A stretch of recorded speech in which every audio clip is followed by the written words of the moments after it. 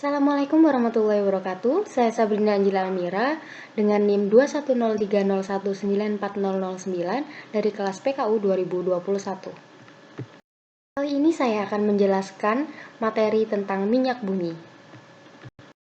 Pada kompetensi dasar diharapkan dapat menjelaskan proses pembentukan fraksi-fraksi minyak bumi, teknik pemisahan serta kegunaannya, serta menyajikan karya tentang proses pembentukan dan teknik pemisahan fraksi-fraksi minyak bumi beserta kegunaannya.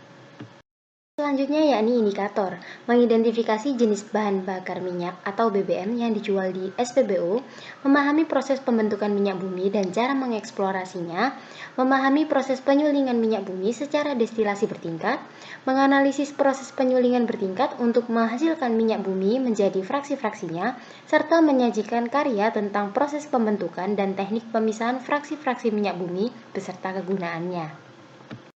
Selanjutnya yaitu tujuan pembelajaran. Setelah mempelajari kegiatan pembelajaran 1, peserta didik diharapkan mampu menjelaskan pembentukan minyak bumi dan komposisi penyusun minyak bumi.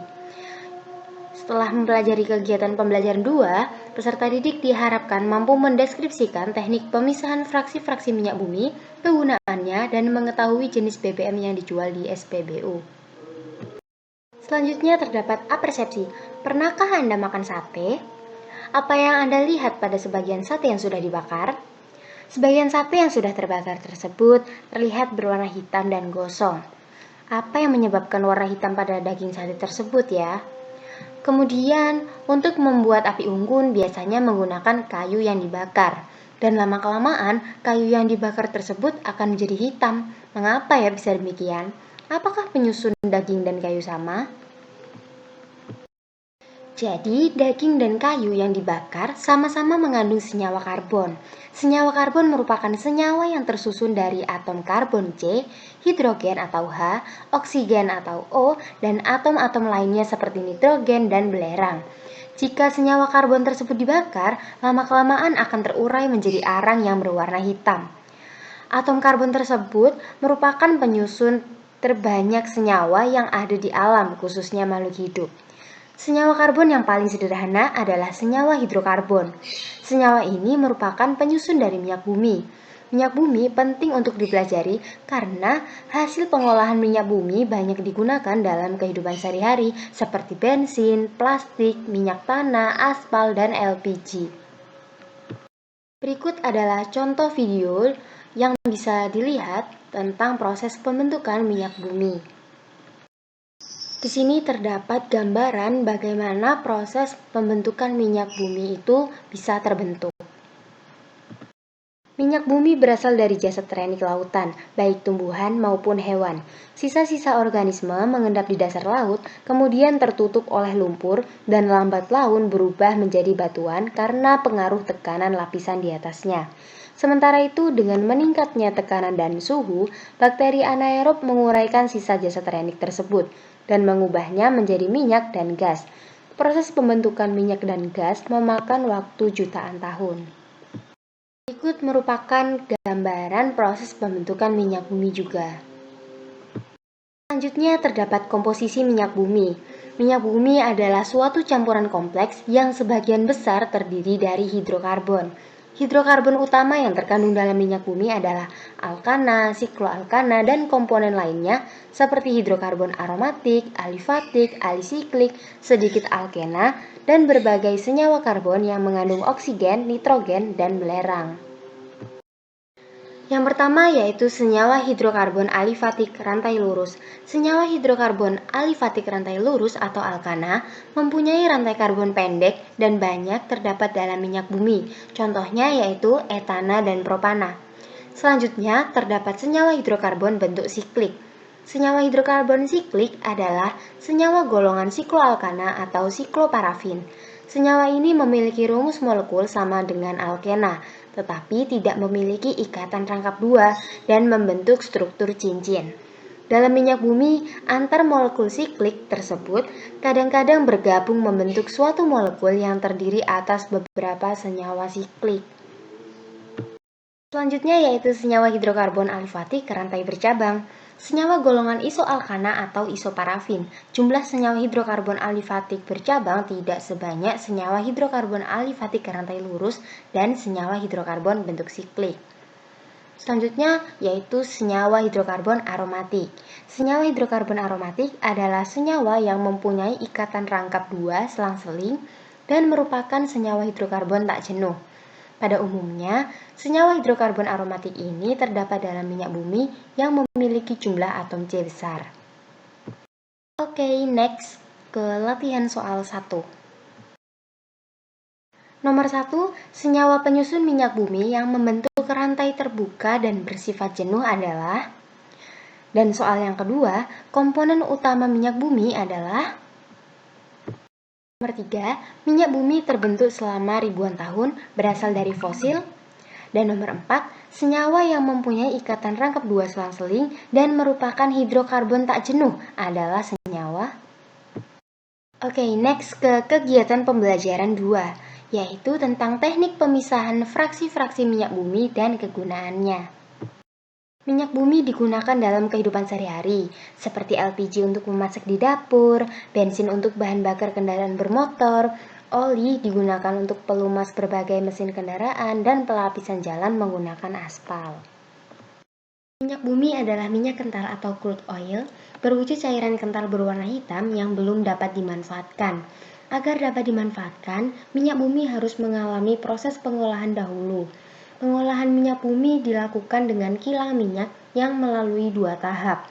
Pengolahan tahap pertama atau primary processing dilakukan dengan cara distilasi bertingkat atau fraksionasi, dan pengolahan tahap kedua atau secondary processing dilakukan dengan berbagai cara.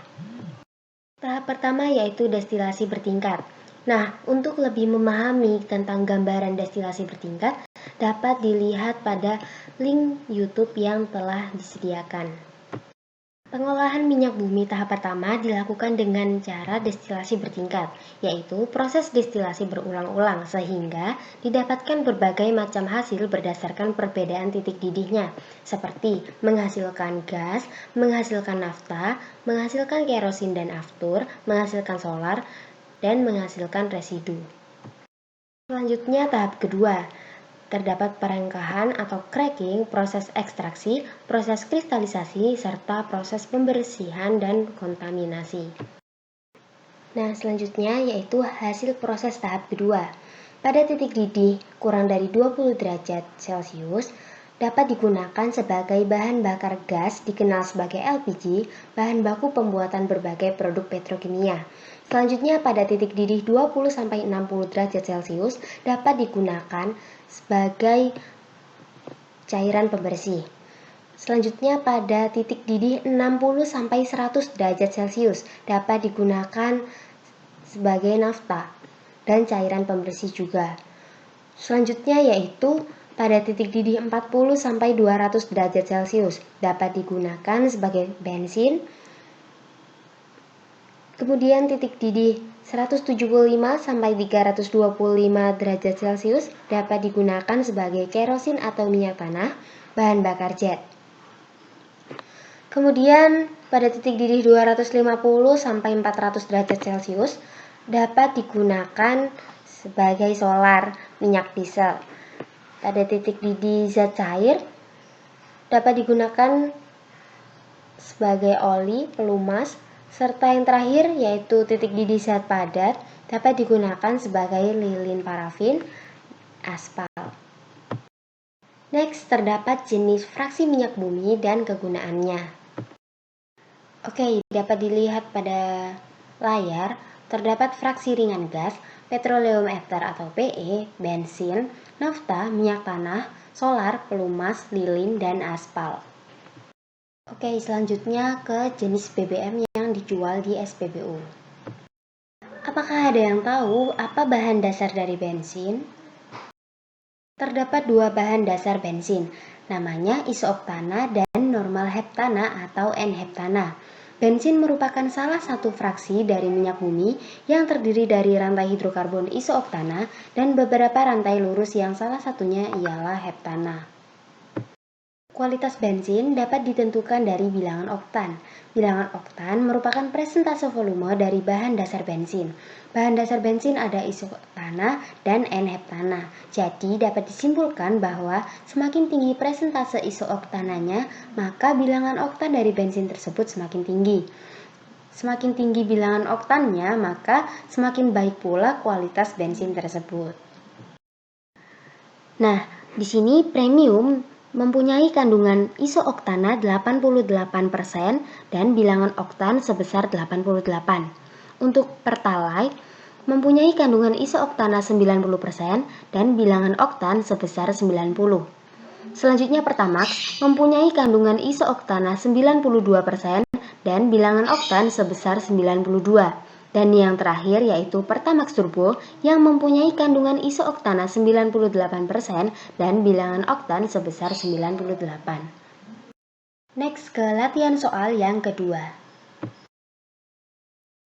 Untuk soal nomor 1, urutan fraksi minyak bumi dari yang ringan ke berat adalah. Untuk soal nomor 2, fraksi minyak bumi pada rentang C1 sampai C4 mempunyai kegunaan untuk. Untuk soal nomor 3, pemurnian minyak bumi dilakukan dengan cara distilasi bertingkat, yaitu pemisahan berdasarkan. Kemudian nomor 4, diketahui beberapa zat, yaitu LPG, bensin, solar, alkohol, serta kerosin. Yang merupakan hasil fraksi minyak bumi adalah. Oke, terima kasih atas perhatiannya. Nah, di sini terdapat kunci jawaban untuk latihan soal 1. Selanjutnya, terdapat kunci jawaban untuk latihan soal yang kedua. Yang terakhir, terdapat daftar pustaka. Oke, sekian dari saya. Kurang lebihnya mohon maaf. Wassalamualaikum warahmatullahi wabarakatuh.